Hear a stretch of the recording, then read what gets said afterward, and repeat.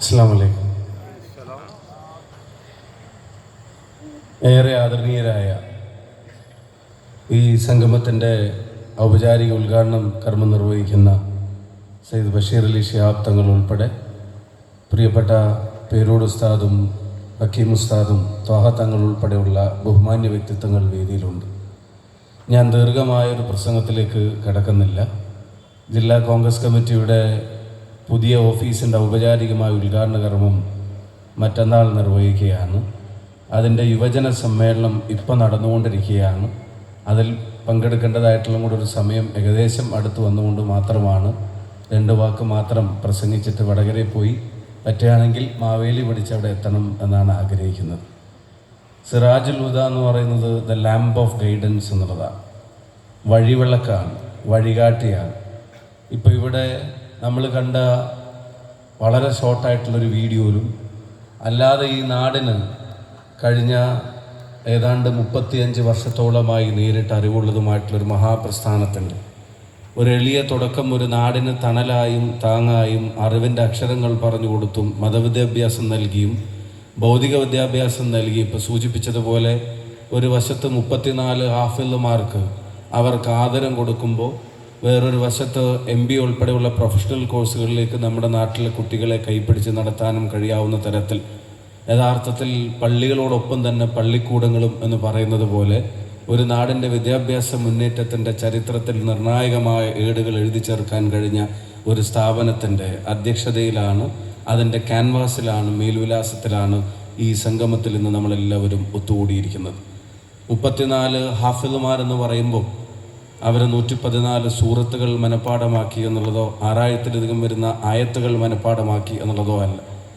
ആ കണക്കുകൾക്കപ്പുറത്തേക്ക് ഖുർആൻ നൽകുന്ന മൂല്യബോധത്തെ അടുത്ത തലമുറകളിലേക്ക് പകർന്നു കൊടുക്കാൻ കഴിയാവുന്ന തരത്തിൽ യഥാർത്ഥ വിശ്വാസത്തെ പരിചയപ്പെടുത്താൻ കഴിയാവുന്ന തരത്തിലുള്ള ബോധമുള്ള ഒരു തലമുറയുടെ വാർത്തെടുപ്പിന് വേണ്ടി തയ്യാറെടുക്കുമ്പോൾ അതിൽ മുന്നേ നടന്ന ആളുകൾക്കാണ് ഇന്ന് ഈ വേദിയിൽ ഇവിടെ ആദരം നൽകുന്നത് എന്നുള്ളത് തീർച്ചയായിട്ടും അഭിമാനകരമാണ്, സന്തോഷകരമാണ്.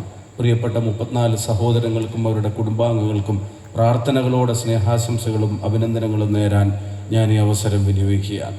സിറാജുൽ ഹുദയുടെ പ്രവർത്തനങ്ങളെ സംബന്ധിച്ചും നാദാപുരത്തിൻ്റെ കഴിഞ്ഞകാല ചരിത്രത്തിൽ ഈ പറയുന്ന മുന്നേറ്റത്തിന് സാധ്യമാക്കിയ കഴിഞ്ഞകാല തലമുറയിലെ ആളുകളെ സംബന്ധിച്ചെല്ലാം പേരോട് ഉസ്താദ് ചുരുക്കമെങ്കിലും പറഞ്ഞ വാക്കുകളിലൂടെ ഇവിടെ നമ്മളുമായി സംവദിച്ചു കഴിഞ്ഞു. ബോധപൂർവമായ തെറ്റിദ്ധാരണകളും പ്രചരിപ്പിക്കപ്പെടുകയും അത് ബോധപൂർവമായി തന്നെ പടരുകയും ചെയ്യുന്ന ഒരു കാലത്ത് തീർച്ചയായിട്ടും 2 വിദ്യാഭ്യാസത്തിനും വലിയ പ്രാധാന്യമുണ്ട് എന്നുള്ളത് നമുക്കെല്ലാവർക്കും അറിയാം. അതിലൊരു കാര്യം നമ്മൾ ആലോചിക്കുക, ഈ നാടിപ്പോൾ ചർച്ച ചെയ്യുന്ന ഏറ്റവും പ്രധാനപ്പെട്ട ഒരു കാര്യം ലഹരിയുടെ വിപത്തുകളുമായി ബന്ധപ്പെട്ട കാര്യങ്ങളാണ്.